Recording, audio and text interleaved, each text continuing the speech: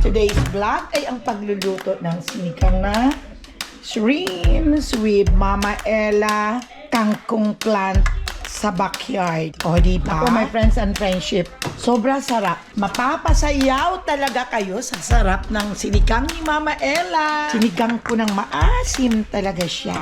At hinaluan ko ng okra at ang kamatis.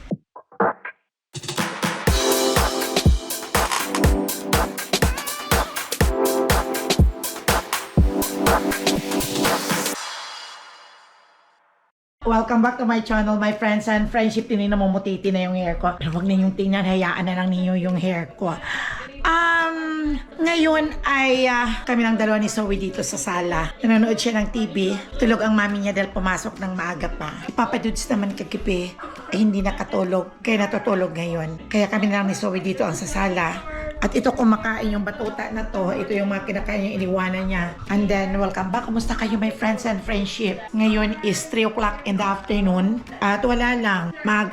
Late na kami nag-aalmusal. At ako rin dito, ipaupo lang. Di masyadong busy. Walang busy si Mama Ella. Andito lang nakakapagod din pala pag wala kang ginagawa, no?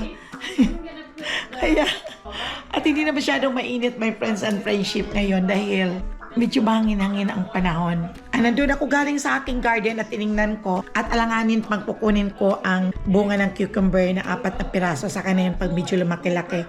Pero nag-isip ako kung anong ulam ko. Nasasawa na kami sa pork at yun lang available at may fish. Pero nakakasawa lang naman dahil yung isang 2 days ago ay nagprito ako ng fish, hindi na ubos. Kaya hindi na ako nagluto ng fish. At mayroong pork pa kaming barbecue nandoon sa ref. Hindi pa naubos. Kaya yun lang. Kaya nagsigang na lang ako ng hipon. Ay yesterday, di ba ako kahapon nagawa ako ng ginataang labong kahapon. At may natira pa doong kaunti at mamaya iulam daw ni Papa Dudes. At ngayon naman ay gusto ni Zoe kumain ng shrimps ulit. Kaya ito, my friends and friendship, sinigang ko ng maasim talaga siya. At hinaluan ko ng okra at ang kamatis. Dinamihan ko ang kamatis. At ito, kumuha ako sa garden, diba, my friends and friendship. Pag may tinatanim ka, may nakukuha ka. Kumuha lang ako ng kaunti, pero madami pa doon ang kanyang ang kanyang stem at saka ang dahon. Saka na yung kaunti lang. Hindi naman masarap pag maraming gulay dito sa... Ay, ito. Tingnan mo. Tingnan natin. Naku, masarap. Talagang sinigang, talagang shrimp ang lasa. Pero lagyan natin ng kaunting seasoning. Ang sinigang kong shrimp. Sana kaya ang seasoning ko dito? Bakit nawala? Sana kaya napunta yon? Kaya hinahanap ko nga, my friends and friendship. Sandali. Andito pala. Hindi ako nagpapakawala ng ganito dito sa bahay. Kasi malaking tulong sa sarap ng niluluto mo. Yun bang masarap talaga ang lasa. Kaya lalagyan ko lang ng konti para magkaroon ng lasa. Tapos, ay ilalagay ko na itong aking, naku, masarap. Lagyan ko ng konting sugar. My friends and friendship, ang aking sinigang para hindi talaga nakapokus sa maasim na maasim. Yung para mag-balance lang siya ng konti na may konting tamis-tamis at medyo maasim-asim at may yung pati yung nagbabalance ang kanyang asin. Naku, masarap na. Ihalo ko na to, my friends and friendship, itong gulay kong kangkong. Ayan ang mahalaga pag may tanim-tanim ka. Ito lang naman, madali lang naman itanim at madaling tumubo. Kahit sa paso. At mahal talaga to. I swear, my friends and friendship, pag binili mo sa mga oriental store, sobra mahal. Kaya nagpapatak ito ng mga $5 ang isang maliit lang na yung tali. Naku, ang sarap. Dagdagan ko pa ng kaunting patis, my friends and friendship, para maging totoo talagang masarap ang aking sinigang na shrimps dito sa kangkong. Ayun. Lalagyan ko pa rin siya ng magic sarap. Ayan, may magic sarap ako dito para kompleto ang sarap. O, diba? Wala na pala. Konti na lang. Ayun. Kaya okay siya. Naku, my friends and friendship, sobra sarap. Mapapasayaw talaga kayo sa sarap ng sinigang ni Mama Ella.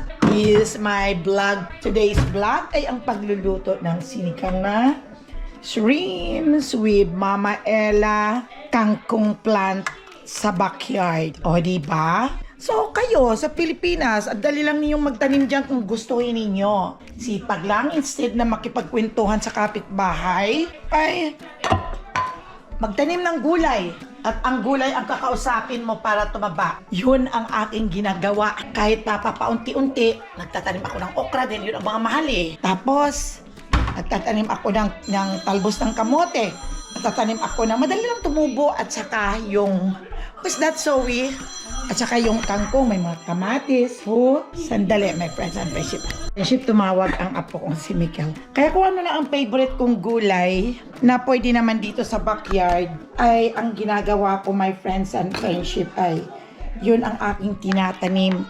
Iniisip ko kasi, ang okra, madali lang mabuhay. At ang kangkong, easy lang sa magpatubo at saka ang kamote. Kaya nag-try ako pero nung last year, my friends and friendship, nagtanim ako ng talong, pero hindi magandang variety ng talong, ang liliit. At madali namang magpabuhay, nabubuhay naman sila. Kaya lang, ang problema ay parang hindi lumalaki ang bunga dahil sa sobrang lakas ng hangin dito sa lugar namin. Yung parating bumabagyo. Kaya tingnan mo nga yung mga kamatis ko, mabuti nga, maraming dahon na nagpo-protect sa kanyang mga bunga. Kaya papaano ay may mga bunga siyang medyo madami-dami din, maliliit pa lang, may mga malalaki.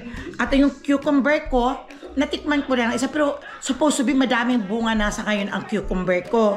Like before sa aming inalisang bahay, malapad ang aming backyard, kaya ang dami ko talagang harvest everyday sa cucumber ko. Yung ibang ori yung tinanim ko na dati sa cucumber kong yun. Yung parang green na green ang lahat. Ito parang may stripe na parang maputi-puti sa green. Kaya ito may nakakakuha na kahit paano, pero hindi mo gaano kadami. Ang dami-daming bulaklak, kaso lang, iilan lang ang kanyang bunga. Pero gagawa pa rin, magtatanim pa rin ako next year. Maliit lang kasi ang space dito sa backyard, dito sa aming lugar na to. Kaya mabuti, happy talaga ako dahil ang important at pinakamahal ay yung kangkong at yung kamote. Minsan nabibili ko ng $4.75. Yung kangkong, mas mahal-mahal, 5 something. At yun, ang kamatis, mahal din. At ang cucumber. Pero napatubo ko sila. Kaya tama na yun pa. At saka yung sili ko, yung parang hindi yung hindi maanghang na sili ang tinanim ko. Yung sinasabing banana, pepper banana. Sabi niya, yung binili ko lang yung dito noon at ang buto ay kinuha ko. Kaya yun. Kaya gusto ko rin magtanim ng talong pero hindi mahaba. Kaya makakahanap ako online next year at magtanim ako ng talong. Nagtanim na ako noon ng ampalaya pero hindi di bumubunga dahil sa sobrang lakas ng hangin. Nagbabaging kasi yung ampalaya. Yun lang, my friends and friends, at least napapakinabangan ko ng aking mga tanim. Naku, ayaw na naman niya itong kainin. Sagi na naman kasi. Di bali, takpan ko lang, baka mamaya sabihin niya gusto mo ng kainin at itatapon ko. Yan lang muna siya. Ang dalawa lang kami rito. Tulog si Papa Dude. Sabi kasi ni Papa Dude, masakit daw ang katawan niya the whole night. Pinainom ko nga siya ng pain aid. Ay, sabi ko, ganun talaga. Dialysis person ka. Kaya wala kang magagawa kay pagtiisan mo ang lahat. Nakawa naman ako sa kanya, pero wala naman akong magagawa. Ang pag mag-worse lang, hospital lang ang aking iisiping dadalhan sa kanya. At least pag nandoon lahat ang mga test sa kanya na hindi katulad pag dinala mo siya sa primary doctor, i-appointment ka pa. Dahil ganun dito, i-appointment ka. Pag sabi nila pag hindi na makaya at emergency, dalhin daw sa ER. At mabuti naman pag sa ER ka, bago kanila i-release, yung parang kung okay, iti-test kanila lahat. Kung kailangan i-release kanila, i-release pa. Pag hindi ka talaga i-confine ka doon. Kaya yun, sabi ko, itinatago niya minsan ang sakit. Kasi sabi niya, ayaw niyang magpa-hospital. Sabi niya, iiwanan lang naman daw siya sa hospital. Anong gagawin ko doon pag doon ako mag-stay sa hospital? Kaya sabi ko, kung may pain, minom ka lang ng pain aid. Nako. Ilalagay ko to sa tanim. Yung inano ng coffee. Bango. Abono to eh. Kaya ano po dito?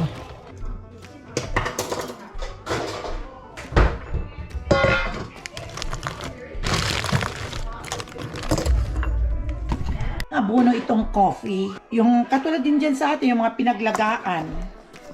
Kaya ito, naabono ko sa tanim ko. Walang magawa. Ano ko lang ilagay ko sa abono. So, is helping me. Kaya ayan na yung coffee na ilalagay namin doon sa abono. Yes, baby. So, yung na ano na to na drain na nagamit ng coffee.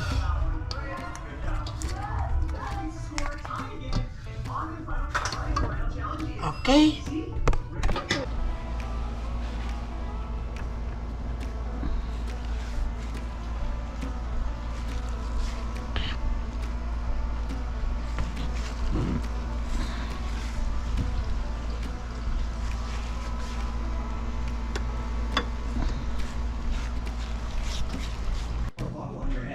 Kumakain akong mag-isa. Leftover aking kinain, pero meron akong sinigang na shrimps.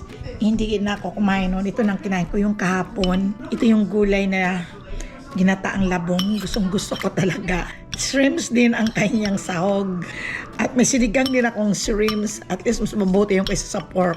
Na kung pork ang ulam mo ay nahihipa. Mayroon pa akong mga barbecue doon sa loob ng rep. Ito na lang ang kakainin ko. Para kain na tayo, may friends and friendship. Lunchtime. Masarap. Masarap talaga, may friends and friendship ang ginataan na labong at lagyan ng sahog na shrimps.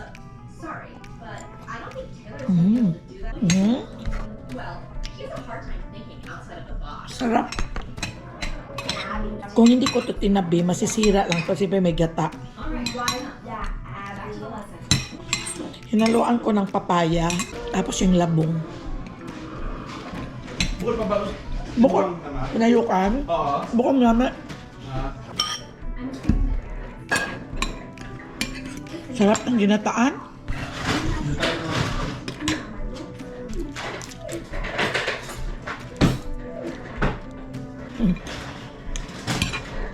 JR, nagugutom din.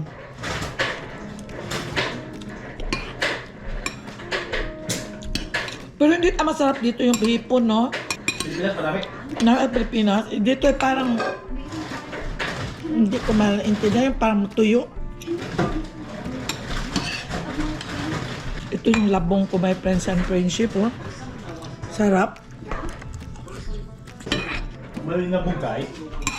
Labong. Tambo. Yung labong. Nabusog ako. Ang sarap ng kain ko. Mas gusto ko hipon sa ato, Miso. Oo. Sa Pilipinas, masarap yung hipon na maliit. Hindi kinakain ko palagi. Yung pwedeng kainin din ng sausaw lang sa suka. Ah? Baboy. Pork na barbecue, no? Hipon na walang lasa. Patingin ang hipon mo. Hipon ng walang lasa.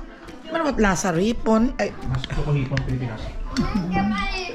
ayan yung kanyang ano. Yung hipon kong sinigang. Ito yung kanyang barbecue.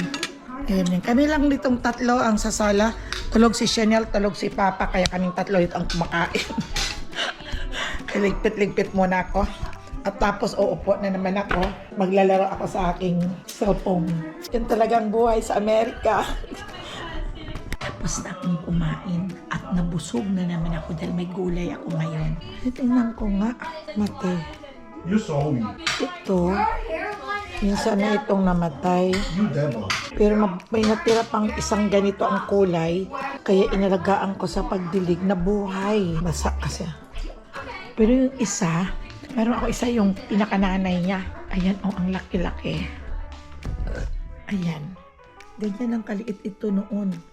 Pero lumaki ng lumaki. Kaya nilagyan ko dito ng parang support. Para hindi siya matumba dahil nakalaylay na kasi yan. Kaya maganda siya. Yung isa naman na yan, namatay na ito. Isa na lang ang natira. Pero sa awa ng Diyos, nabuhay. Kaya may ganyan natira, pero ayan, lumaki na siya. Ako, nagdami na. Pero may isa ko dito na talagang hindi talaga siya nakasurvive. Tingnan yung itsura. Ewan ko kung bakit ano nangyari pa dyan. Ayaw niya siguro dito. Or ayaw niya makaamoy ng mga ganyang mga pabango. Ito naman ay talagang ganyan lang siya. Hindi lumalaki. Hindi naman ganyan lang kataas. Ayun. At mayroong isa ko itong rubber tree. Ayan lang siya. Maliit lang siya. Pero mabuti hindi naman lumalaki. Ganyan lang yan. My friends and friendship, ngayon pa lang nagising ang aking pasyente. Kumakain pero dami din ang kinain niya sa sinigang kong hipon. Nakatulog dahil kagabi walang tulog. Hindi siya makakatulog. Sakit ang katawan. Kaya nakainom siya ng gamot ngayon pero okay ng pakiramdam.